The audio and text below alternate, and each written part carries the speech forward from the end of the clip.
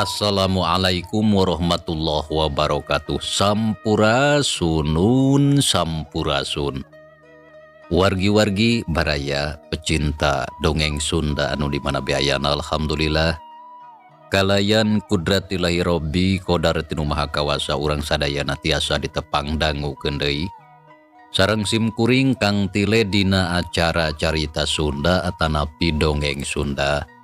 Urang nuluykeun hanca carita anu katunda dina judulning carita Jakarana. Anu mana ieu carita teh hasil buah karya atanapi karangan Amburos ti Palihan Bandung. Kasugri kaum dangu. Dina jujutan hanca carita anu katunda pedaran kang teu kasapih kuanci dina mangsa medarkeun kayaan alam pabeberang nyatana ka Nyi Arum nu aya di Pasir Nangsi samalah harita teh nuju ngarobrol sareng Bahadirga oge Amburasti.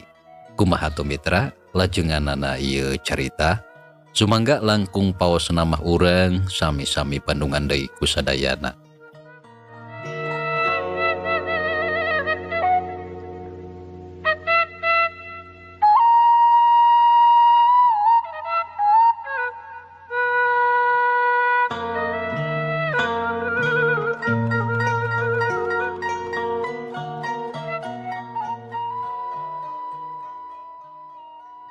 Abah kumaha cenah si Nyai terek maluruh indung bapakna. Nah moalna naon? Kumaha lamun panggih deui jeung jalma anu jarahat teh? Si Ambu tumanya bari ngareret ka Badirga. Ate ngarasa hariwang. Nya ari hidup boga pamaksudan anu sarupa kitu mah nyapek bae abah mah moal ngahalangan. Da memang geus kitu kuduna lantaran hidup teh masih boga indung bapa anu kudu diteangan. Sabab geus tangtu kolot hidup oge ngarasa hariwang. Da geus lila atuh Nyai aya di dieu teh. Ngan papatah abah, omat hidup kudu ati-ati sarta kudu bisa ngajaga diri lamun geus aya di satengahing perjalanan. Pang namah bisi hidup pareng panggih deui jeung anak buah si Badrowi. Anu tangtu maranehna masih keneh nareangan Nyai sakulawarga. Tah kitu abah marada hariwang teh. Ceuk Bahadirga mere pepeling ka Nyi Arum lantaran ari hate leutikna mah hariwang. Sok sieun Nyi Arum manggih balai di perjalanan. Sumuhun abah. Insya Allah abdi bade hati-hati. Tapi iraha hidup rek indi teh Nyai. Saupami kawidian mah ku abah sareng ku ambu. Bade dinten enjing bade angkat teh. Margi tos teu sabar hoyong pendak sareng sepuh.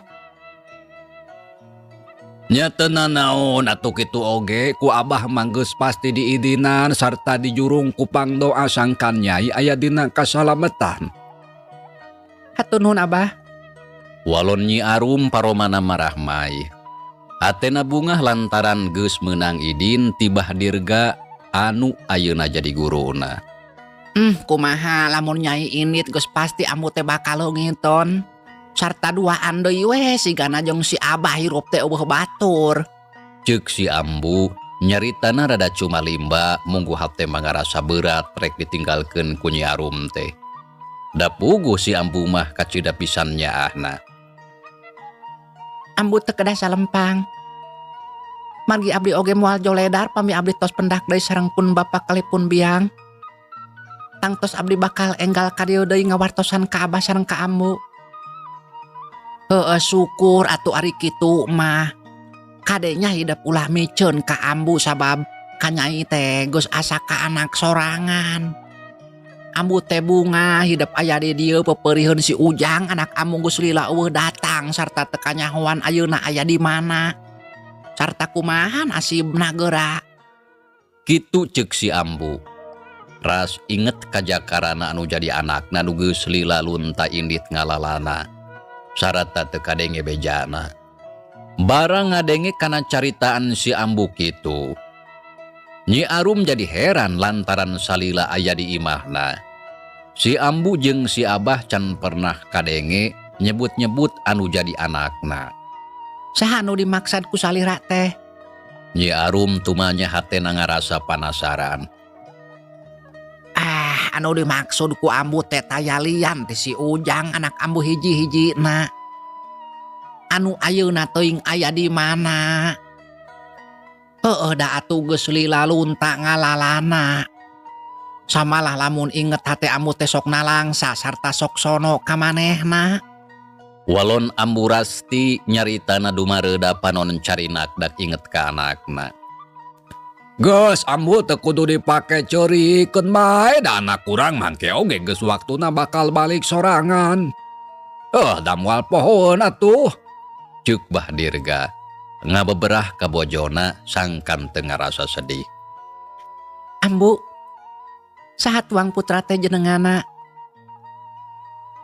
Ya mamanawihan ku abdi tiasa sakantenan dipaluru pamit terangkan jenenganna mah. Tanya Nyi Arum nyaritana Daria samalah boga niat rek sakalian maluruh anakna si Ambu. Ari geus apal kana ngaranna mah kitu ceuk pamikirna. Ieu Nyai, ari anak Ambu teh saurang jajaka awakna jangkung dadeg tur sembada. Kulitna bersih, rupana kasep, buukna rada jabrig ti heula mah sarta sok make iket barang bang semplak. Pokona anak Ambu mah kasep jeung gagah. Sigana pantes lamun jaga jadi salaki hidup. Walon si Ambu ngajelaskeun ciri-ciri anu jadi anakna ka Nyi Arum. Eta si Ambu meuni bebeakan ari muji ka anak mah. Tembal Bah Dirga bari nyerenge seuri. Ieu Abah, lain muji peda ka anak sorangan Ambu mah. Da memang kitu kanyataanana anak urang mah kasep jeung gagah. Oh janten kitu nya putra Ambu teh. Nanging saha atuh jenenganna? Nyi Arum nanya deui da puguh hatena beuki ngarasa panasaran. Ari ngaranna mah anak Ambu teh Jakarana. Walon Ambu Rasti nyebutkeun ngaran anakna. Jakarana. Ceuk Nyi Arum katara ngajenghok ngadenge si Ambu nyebutkeun ngaran anu jadi anakna Jakarana. Lantaran saeutik oge teu nyangka lamun Bah Dirga jeung Ambu Rasti teh tete lah kolotna Jakarana. Sajongjongan Nyi Arum ngahuleng, ras inget deui ka mangsa anu katukang basa munggaran panggih. Waktu manehna ditulungan tina ceklana si Jupri nepi ka salamet sarata bisa mulang deui ka lembur Sindang Sari. Ngariung jeung indung bapana. Baheula Jakarana kungsi nyebutkeun ngaran indung jeung bapana. Kitu deui ngaran tempat padumukana. Nyai, kunaon ngahuleng? Hidup wauh jeung anak Ambu. Si Ambu nanya lalaunan bari noe leungeun Nyi Arum anu keur ngahuleng. Ambu, abdi teh kantos tepang sareng pameget anu gaduh jenengan Jakarana. Samalih abdi teh kantos disalametkeun ku anjeunna. Nanging sakedik oge teu nyangki pami anjeunna teh geuning tuang putra. Jawab Nyi Arum panon rutret ka Bah Dirga jeung Ambu Rasti. Nyatang tuh moal nyangka tuh Nyai. Da Abah jeung si Ambu oge di dieu can kungsi nyaritakeun ngeunaan anak Abah kahidap. Tapi Abah teh bungah ari Nyai geus wauh maka anak Abah. Jadi lamun engke panggih deui geus tangtu moal disaha-saha. Kitu ceuk Bah Dirga bari neuteup ka Nyi Arum. Aye geuning geus burit ieu teh sok kaditu Nyai geura bebersih ti heula. Sigana moal lila deui oge magrib. Pamali awewe mah cenah ulah aya di luar dina wanci sareupna ceuk kolot mah. Sumuhun mangga Ambu. Abah dikantun linggih atuh ku abdi. Leos Nyi Arum indit kebat ka tukang rek ka pancuran. Sedengkeun Bah Dirga jeung Ambu Rasti masih kene guntreng ngarobrol di buruan. Tapi teu lila duanana arasup ka jero imah lantaran waktu harita beuki burit. Gur Ambu Rasti nyeungeut lampu cempor berai kayaan teh caang. Geus kitu muru kana jandela brug dipendetkeun sakalian ditulakan. Kayaan di luar geus mimiti reup-reupan. Angin leutik ngahiliwir hawa karasa beuki tiis nyerep-nyecep kana awak kawantu aya di pagunungan. Sorajang krika angjeng cari cangkas reang di sarada patembalan sakumaha ilaharna lamun wanci peuting geus mimiti datang.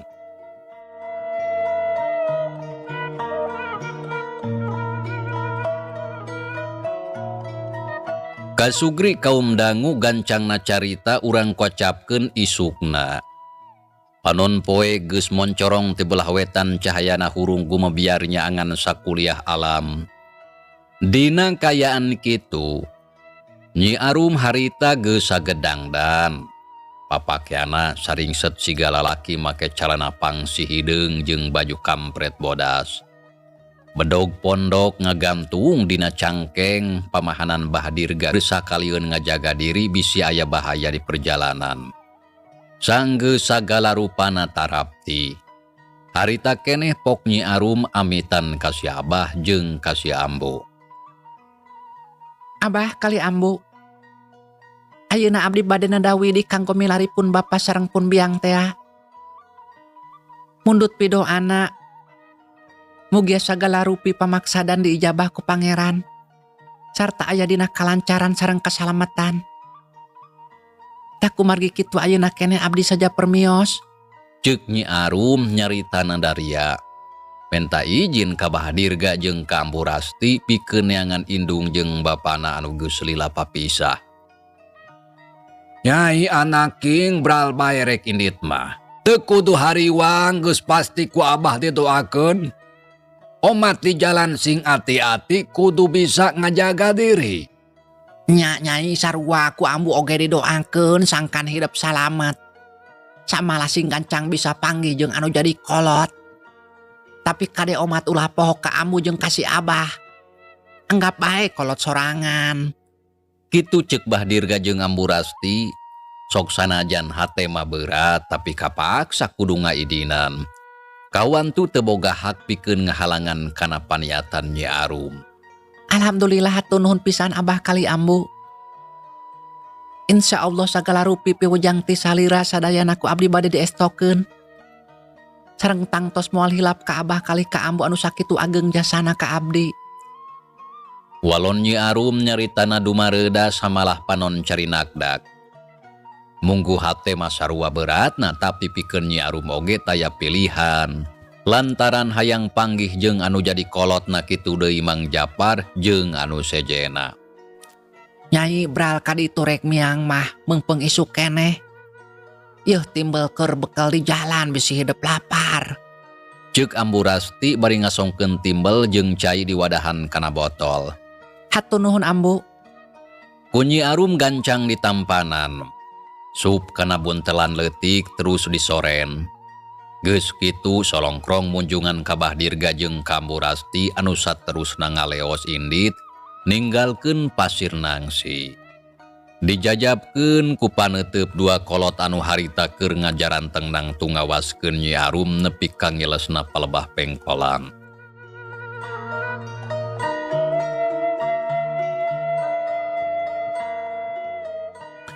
Mitra kaum dangu cag urang tinggalkeun heula kayaan si Abah jeung si Ambu anu aya di pasir nangsi. Insya Allah engke kahareup kasampeur deui. Ayeuna urang tuturkeun lalampahan Nyi Arum anu keur aya di perjalanan. Gancangna carita harita teh wanci beuki beurang. Panon poe geus lingsir ngulon karasa panasna meuni moreret kawantu usum halodo. Langit bengras taya aling-aling mega bodas ancal-ancalan pating garulung di awang-awang. Nya dina kayaan kitu. Di jalan satapak anu nurugtuk mudun jeung luak leok pungkal pengkol kawas oray meuntas. Aya saurang mojang anu keur leumpang ngagedig. Lengkahna gancang semurusuh anu taya liam ti Nyi Arum. Anu geus jauh ninggalkeun imah Bahdirga. Sakapeung leungeunna pakupis nyuai kendang daunan anu ngahalangan pijalaneun. Sangge sawatara waktu Nyi Arum anjog ka hiji pasir. Reg harita manehna eureun. Aya di mana ieu teh? Cek karasaan mah geus jauh ninggalkeun imah si Abah.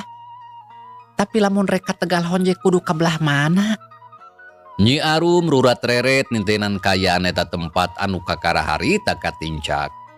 Ret kabeh landeuh breh katempo aya walungan sorana seah ngaguruh caina herang ngagenyas katojo ku cahaya panon poe. Cai pating gurilap herang mata kresep jeung mata kuaas.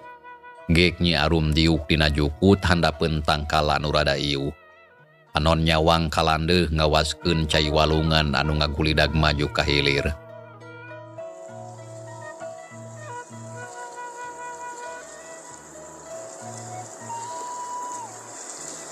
Gening di lande aya walungan. Caina meni herang ngagenyas katingalina mata kuaas jeung tangtu matak seger lamun dipake mandi. Hade nama aing kadinya heula rek abdas. Lantaran can ngalakonan salat.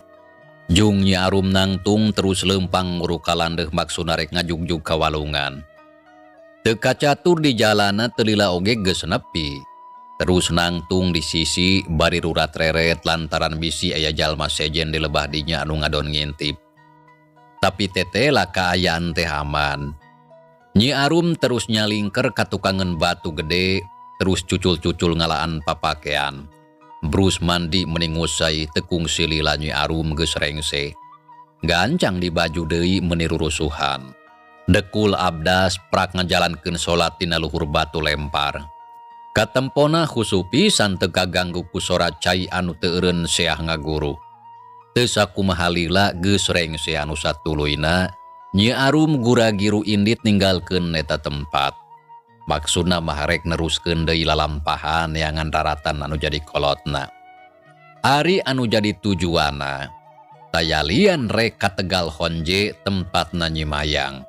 Lantaran harita teh basa saacana papisah, Nyi Arum jeung kolotna rek ngajugjug kadinya. Tapi kakara oge aya kana sababaraha lengkah. Gorobas, jeleng aya dua urang jalma anu luncat sarta megatan jalan anu rek diliwatan. Nya puguh atuh Nyi Arum reuwa sakilat luncat ka tukang barijeng terus taki-taki. Panona mencrong kadua urang jalma anu kakara datang anu tayaliam ti si Asdur jeung si Dodeng anu keur mancen tugas ti guruna. Sangkan maluruh Nyi Mayang. Samalah geus aya kana sababaraha poe maranehna terus ngidar. Ngan hanjakal Nyi Mayang teu kapanggih. Tapi ayeuna beut kaparengan tepung jeung Nyi Arum di tempat eta. Nya atuh puguh we duanana oge ngarasa bunga, beut asa mobok manggih gorobong. Sok sanajan can panggih jeung Nyi Mayang, tapi bisa panggih jeung Nyi Arum anu sarua keur ditareangan. Lakadalah bagya Nyai teu sangka urang teh ayeuna panggih di tempat ieu.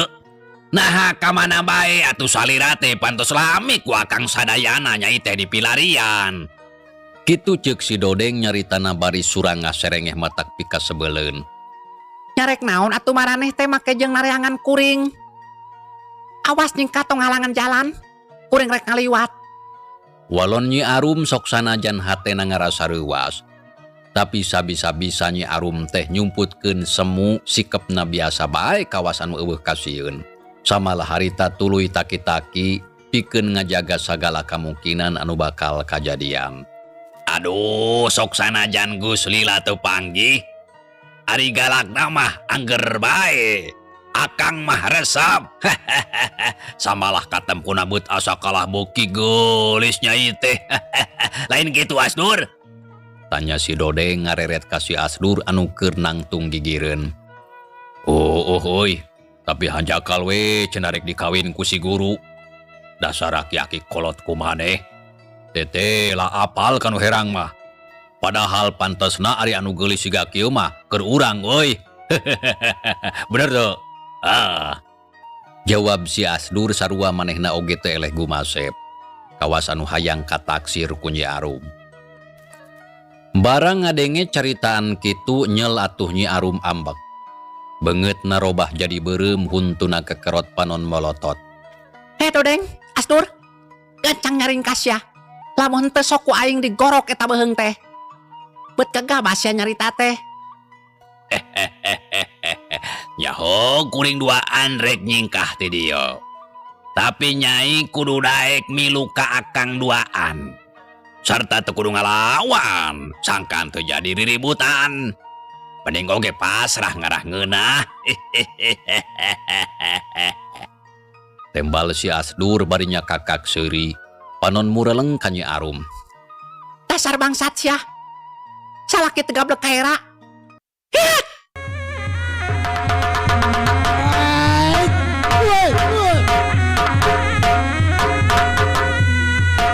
Obat usiknya.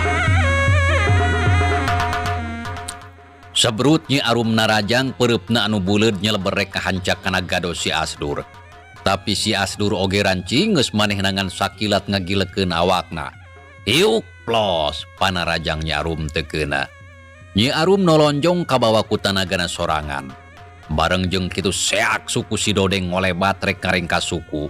Uguh atuh Nyi Arum ngarengkog tapi rikat sukuna jingkrak ka gigir.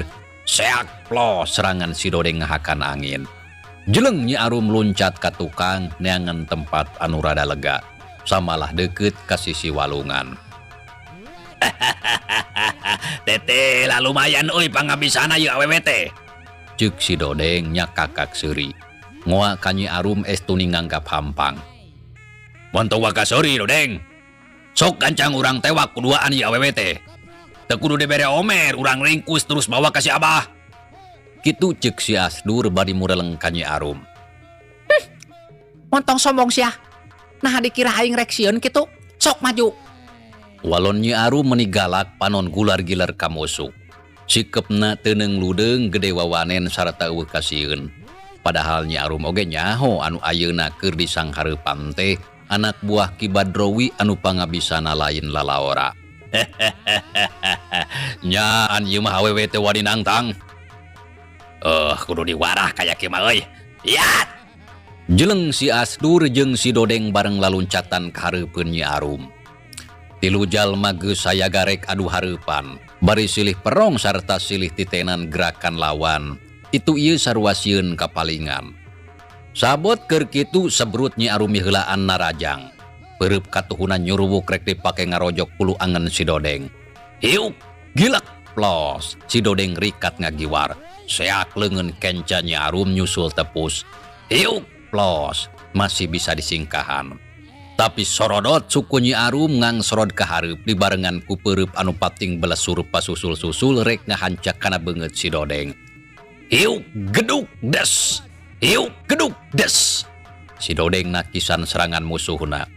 Anu balukarna aya kana sababaraha kali leungeun bantrok jeung leungeun Nyi Arum anu tetela sanajan leutik oge meuni teuas karasana mata klinu. Asa nyerep kana tulang. Nyapugu atuh si Dodeng meuni nyengir kitu deui Nyi Arum sarua. Jeleng duanana mundur ka tukang panon silih pelong napasna ngahegak. Tapi sabot keur kitu si Asdur narajang. Peureupna nyeleber ngarah kana puhu ceuli Nyi Arum. Hiuk geduk des. Rikat ditakis. Keur kitu jeleng si Dodeng nyerang ti gigir sukuna ngolebat rek ngajejek awak Nyi Arum. Tapi gilek Nyi Arum rikat malik. Hiuk plak. Suku si Dodeng ditepak, galeong awakna ngoleweng ka gigir, tapi untung tenepi ka labu. Sabot keur kitu hiuk bek palipisan ditonjok satakerna. Nya puguh atuh si Dodeng nepi ka ngagorowok. Aduh. Si Dodeng harita ngagero palipisana karasa meuni nyeri nyanyautan. Bru si Dodeng rubuh sirahna asa lieur meuni ngobeng. Nempok kitu seak si Asdur narajang ka Nyi Arum, sukuna ngolebat rek ngajejek bincurang. Anu katempo kuda-kudana teu pati panceg. Seak Lenyap Nyi Arum reuwas tapi sakilat sukuna jingkrak ka gigir. Seak plos serangan si Asdur teu keuna. Nyi Arum mundur 2 lengkah. Tapi jeleng si Asdur luncat bari ngirimkeun panarajang. Leungeun kencang ngolebat maksud rek ngahancak kana beungeut. Hiuk Bret ditakis ku pigeulang leungeun Nyi Arum. Ningali kitu si Asdur panas hatena. Sakilat nyusul tepus peureub katuhunan ngolebat ngarah kana careha musuh. Hiuk geduk des. Rikat ditakis deui ku Nyi Arum. Dua kekuatan leungeun anu dieusi ku tanaga bantrok. Nya puguh atuh itu ieu sarua muringis. Si Asdur beuki panasaran samalah hayang ngajajal kana pangabisa Nyi Arum anu katingalina aya rojatna lamun dibandingkeun jeung waktu ka tukang. Seak si Asdur harita ngayunkeun suku katuhuna rek ngajejek tarang. Tapi ku Nyi Arum teu disingkahan. Samemeh suku musuhna pirik katitewak, tapi hanjakal teu beunang lantaran si Asdur rikat narik deui sukuna terus ngajuralitkeun awakna ka tukang. Celek nincak lemah. Tapi kakara oge napak.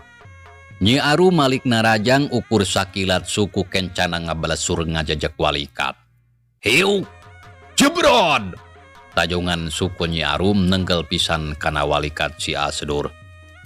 Waduh, goblok sia! Si Asdur ngagero awakna ngedalik deuk ka tukang bari nyeklan walikat. Anu karasa nyeri lain lumayan. Ningali kayan kitu ku Nyi Arum teu diantep. Jeleng luncat seak jebrod dadana ditajong. Aduh, halah. Si Asdur ngoceak. Koloyong, koloyong, gebru awakna labu. Tapi Nyi Arum anu harita geus nafsu teu mere kasempatan pikeun musuhna ngarenghap. Jeleng sakilat luncat ngudag ka si Asdur. Suku katuhuna ngalayang rek ngajejek awak si Asdur anu harita keur nyuksruk dina lemah. Tapi dina kayaan kitu si Dodeng rikat ngarengkas suku Nyi Arum. Seak gebru Nyi Arum labuh teu jauh ti si Asdur. Kurang ajar sia. Nyi Arum ngagero sukuna karasa nyeri sok sanajan kitu teu dirasa. Korejat hudang bari muringis tapi hanjakal kakara oge Nyi Arum cengkat. Suku kenca si Dodeng geus ngolebat manten rek ngajejek kana sirah. Nya puguh Nyi Arum atuh ngaranjug ukur sakilat gancang ngalabuhkeun deui awakna kana lemah. Ceak blug ngagoreleng. Nyi Arum ngagulitikeun awakna ka gigir. Barang nempo musuhna teu beunang. Si Dodeng puguh bae beuki nafsu. Jeleng luncat sukuna ngolebat rek ngajejek awak Nyi Arum anu harita can kaburu hudang. Seak sukuna ngolebat ka tempo meningalayang. Samalah geus tereh nepi. Dina kayaan anu sarupa kitu, Nyi Arum merikat newak suku si Dodeng kudua leungeun. Seakep suku musuhna beunang. Geus kitu tuluy dicentok sakuat tanaga. Solontod gebru si Dodeng labuh jedak tarangna nenggar kana batu anu aya di sisi walungan. Waduh! Si Dodeng ngagorobok tarik terus adu glajer ngarasakeun kanyeri dina tarangna. Sirahna lieur bumi alam asa tibalik getih ngalembere masuhan kana bajuna. Si Dodeng harita ngajoprak bari gegarungan. Nyaksian musuhna dina kayaan kitu. Korejat Nyi Arum cengkat panon melong ka si Dodeng anu keur humarurung. Terus nangtung ngabadega katingalina gagah pisan. Dina kayaan kitu si Asdur anu tadi keur nyuksruk gancang atuh muniang hudang. Dina kayaan kitu si Asdur anu tadi keur nyuksruk gancang atuh muniang hudang lalaunan. Kanyeri dina walikatna geus teu dirasa lantaran ngadenge sora si Dodeng anu kokowowongan. Ret ka Nyi Arum anu harita keur ngabadega. Ret deui ka baturna anu keur ngajoprak tarangna baloboran ku getih. Nyaksian kajadian sarupa kitunya si Asdur ngaranjug. Talanyeng nyampeurkeun ka si Dodeng. Dodeng! Dodeng! Ceuk si Asdur bari melong ka si Dodeng anu keur gegarungan ngarasakeun kanyeri. Aduh, nyeri dodoy. Tarang asa bajadoy dodo. Aduh. Dodeng, nah kumaha atuh si laing teh make bisa kieu? Tanya si Asdur bari nitenan tatu si Dodeng anu katingalina lumayan rada parna. Sedengkeun Nyi Arum nempok kitu teh teu loba deui mikir. Harita keneh ngaleos indit, leumpang rurusuhan ninggalkeun eta tempat. Teu malire ka musuhna. Sanggeus aya kana sawatara waktu, si Asdur sadar kana kayaan. Nyel ambek jung nangtung tuluy ngalieu ka palebah Nyi Arum. Tapi si Asdur ngajenghok lantaran didinya mah geus eueuh sasaha. Nyi Arum teu kasampak da puguh geus indit. Si Asdur rarat-reret nya susuganan Nyi Arum can jauh. Tapi matakan jakal sabab anu diteangan geus teu kaciri ringkang-ringkangna acan. Anu aya di sabudeureun eta tempat ukur aya batu jeung tatangkalan anu rajeg dibaturan ku Syekhna Cai Walungan anu ngagulidag.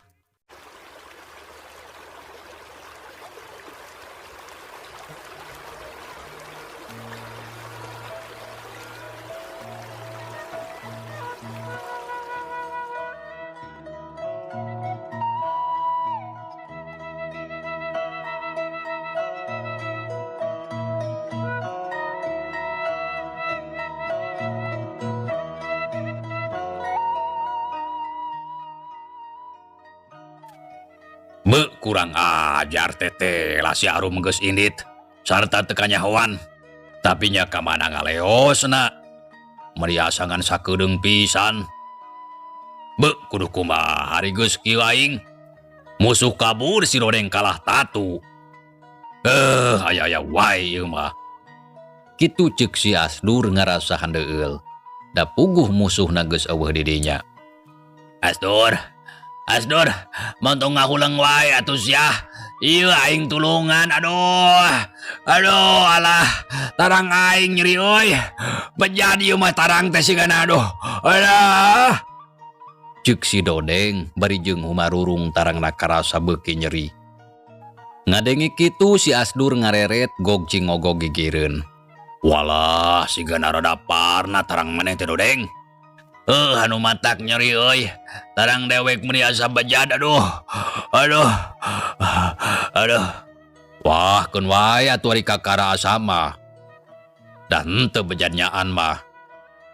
Mentong heureuy si Asdur belegog. Sok keuat dewek kumaran. Batur nyeri teh kalah ngacedog wae ari sia mah. Kumaha cenah ieu teh? Aduh. Ceuk si Dodeng rada molotot lantaran keheul ka si Asdur. Oke heula atuh sabar si laing teh. Jeung deui kudu diubadan kunaon lantaran di dieu eueuh dangdaunan anu bisa dijieun obat ubar. Mitra cageula ieu carita urang tunda heula. Insyaallah kin urang lajengkeun deui. Atur nuhun kana naon rupi paratosana wilujeng kantun. Wassalamualaikum warahmatullahi wabarakatuh.